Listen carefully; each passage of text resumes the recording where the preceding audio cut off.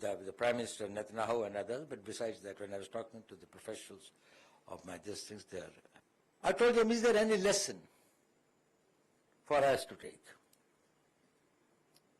And it was a very interesting comment that their NSA made.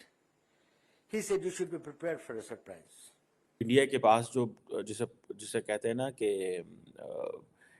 एक बड़ी तादाद में लोग अवेलेबल है लड़ने के लिए, क्योंकि आबादी बहुत ज़्यादा है उनके लिए। हम चाहते हैं कि दोनों मुल्कों के अंदर ताल्लुकात बेहतर हों, इससे जो हमारे मसाइल हैं या जो इकोनॉमी के मसले आते हैं, या और भी जिस तरह हम IMF के पास जाते हैं या किसी और ममालिक के पास जाके कर्ज़े वगैरह लेते हैं, तो अगर ये आपस में ताल्लुकात बेहतर करें तो इसमें हमारी जो लड़ाइयाँ फसाद झगड़े हैं वो ख़त्म हो सकते हैं। अफगानिस्तान में 1992 में 2 लाख सिख और हिंदू मिलाकर के थे, आज 380 हैं। कहाँ गए बाकी के?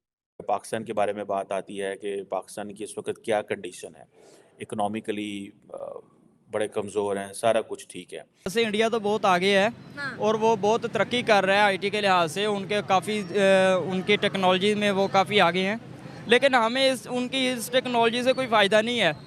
कहाँ गए? पाकिस्तान में आज़ादी के वक्त 23.7% हिंदू और सिख थे, आज 1% है।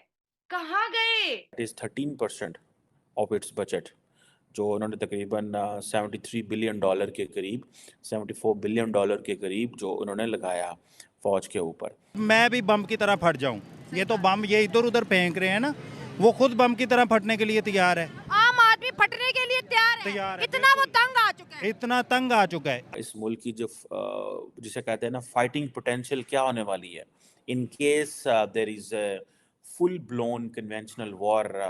सो ये चीजें जो हैं, ये फैक्टर्स। भारत अपने गोल्डन ईरा में चल रहा है। भारत जो कभी एक खंडर हुआ करता था, और आज भारत वाकई में एक महल बन चुका है। अब यूएस ने जब CAA को लेकर के कोई टिप्पणी की है, तो पहले उनको डेटाज उठा करके देखना चाहिए था।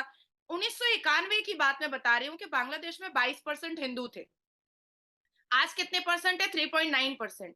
कहाँ गए ये हिंदू और सिख? क्या कर दिया गया इनके साथ? क्या मार डाला गया? क्या इनका कन्वर्शन कराया गया?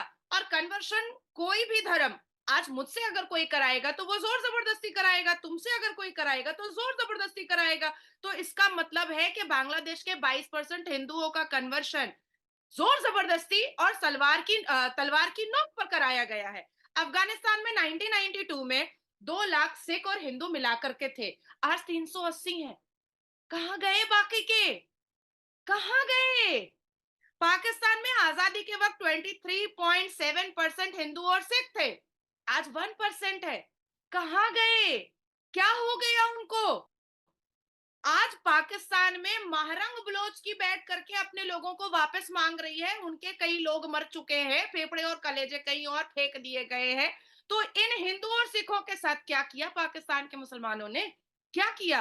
तो ये जानना बहुत जरूरी था। और मुझे लगता है कि मेरा भारत इतना पावरफुल है, और मेरे भारत को लीड करने वाला, मेरे भारत का नेता और सबसे बड़ा नेता, और इस पूरे युग का और इस पूरी दुनिया की सबसे बड़ी पार्टी का नेता नरेंद्र मोदी आंखों में आंखें डाल करके अगर शटअप कॉल दिया है तो बिल्कुल सही काम हुआ है, और हमारी छाती गर्व से चौड़ी हो रही है। साहिब बना रहे हैं, अब वो देखे ना कि वो अग्निम साहिब बना रहे हैं, और उसके बाद वो चाइना को और पाकिस्तान को कह रहे हैं कि 1 सेकंड में हम खत्म कर सकते हैं।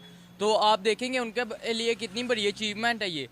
तो हम इस पे नहीं देख रहे हैं, हमारे जो सियासतदान हैं वो पीछे आते जा रहे हैं। इंडिया बहुत ज़्यादा आगे जा रहा है, उसकी GDP भी देखें 8.6 के लिहाज से वो ग्रोथ कर रही है, तो 8.4 के लिहाज से ग्रोथ कर रही है, तो वो कैसे नहीं आगे जाएंगे? आप मुझे ये बताएगा, इससे पहले उन्होंने पाकिस्तानियों की जान बचाई, हमारी तरफ से कोई ऑफिशियल थैंक यू नहीं बोला गया।